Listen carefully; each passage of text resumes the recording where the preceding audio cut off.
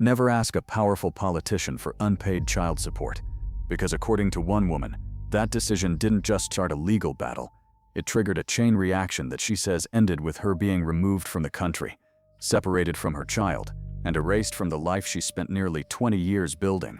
Right now, this story is spreading across the internet at an incredible speed, pulling in names that immediately grab attention. Names like Melania Trump, Jeffrey Epstein, and a network of connections that people online are now dissecting piece by piece, trying to understand how all of this could possibly be linked together. At the center of it all is Amanda Ungaro, a woman who claims she once lived inside one of the most exclusive social circles in the world, attending high-profile events, surrounded by wealth, influence, and political power, before everything in her life collapsed in a matter of days. In a video that has now started circulating widely, she describes in detail how her powerful ex-partner allegedly used both legal pressure and government systems against her, turning what should have been a private custody dispute into something much larger, much more serious, and according to her, deeply unfair. These are claims, serious ones, disputed ones. But what makes this story different, and what's causing it to spread so quickly, is not just what she's saying, it's who she's saying it about. Her ex-partner is Paulo Zampoli. And if that name sounds familiar, it's because his influence goes far beyond the modeling industry where he first built his reputation. Zampoli is widely known as the man who introduced Melania Trump to Donald Trump in the late 1990s, a moment that in hindsight would go on to shape not just their personal lives, but American politics as well. That introduction placed him in a very unique position, not just as a businessman, but as a connector, someone who had direct access to powerful people. And over time, that access appeared to turn into something even bigger, because today Zampoli holds an official diplomatic role connected to the United States government, attending international events, participating in high-level discussions, and moving within circles that operate far above the average public view. From the outside, it looks like a success story. But as this situation unfolds, people online are beginning to revisit older details, connections that years ago may not have seemed important, but now are being looked at very differently. One of those details is his reported association with the Terra Mar Project, a nonprofit founded by Ghislaine Maxwell, which was shut down shortly after Epstein's arrest in 2019. Archived records have reportedly listed Zampoli in connection with that organization. Now again, this does not prove wrongdoing, but in the context of everything else, it becomes part of a much larger picture that people are trying to understand. Because this isn't just about one connection, it's about patterns, timelines, overlapping worlds.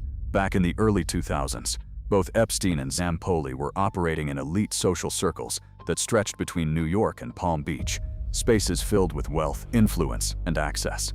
Epstein, as we now know, moved within those circles while hiding activities that would later lead to global investigations.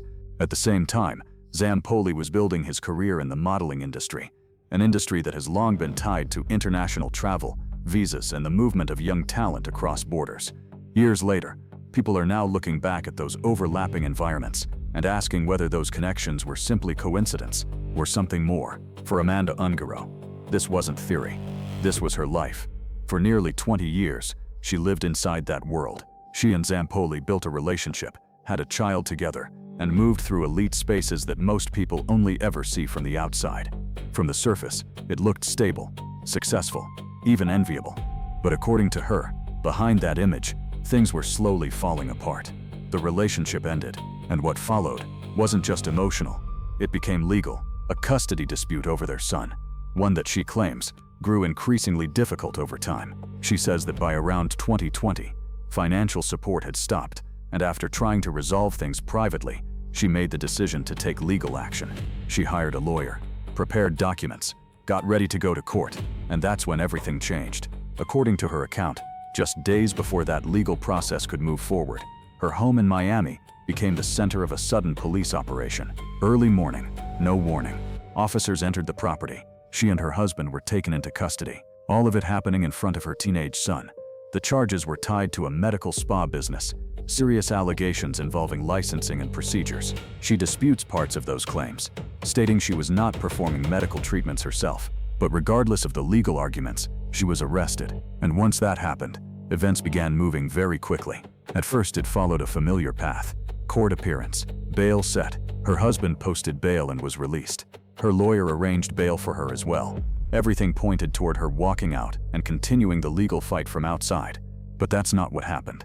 Because just as she was preparing to leave, an immigration hold was placed on her case, and that changed everything. Instead of going home, she was transferred into immigration custody, taken out of the standard legal process and into a system that operates very differently. According to her, the months that followed were some of the hardest of her life. She describes being held in detention, dealing with extreme stress, uncertainty, and conditions that left a lasting psychological impact. Again, these are her claims, and experiences in detention facilities can vary widely. But for her, this was the point where everything shifted beyond her control. Because while she was detained, the custody case continued without her.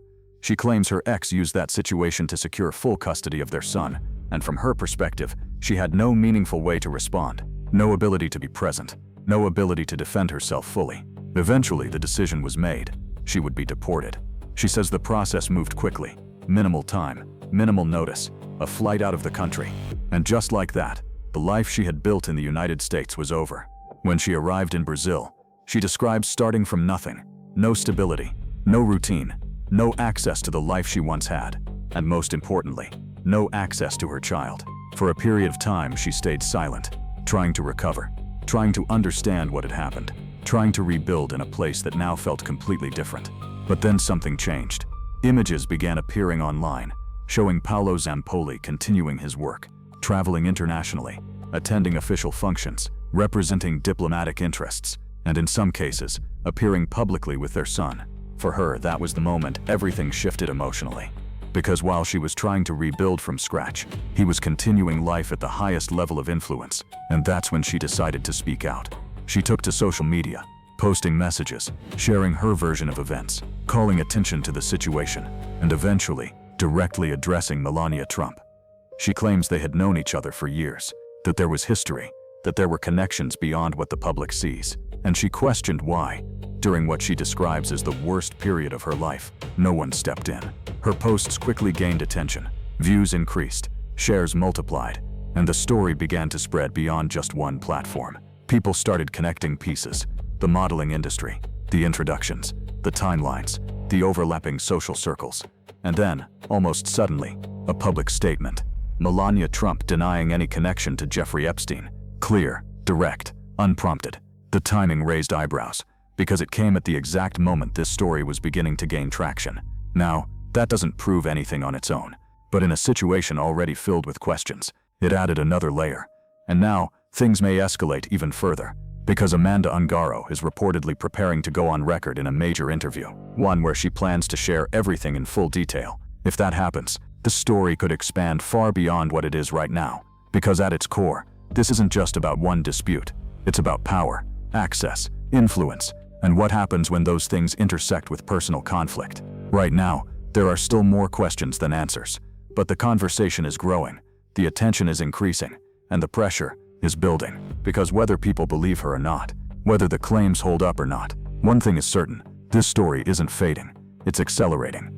And if what comes next delivers on what's being promised, this could be the moment where everything shifts. Because sometimes, stories like this don't explode all at once. They build, piece by piece, connection by connection, until suddenly, everyone is looking at the same thing and realizing there might be more to it than they thought.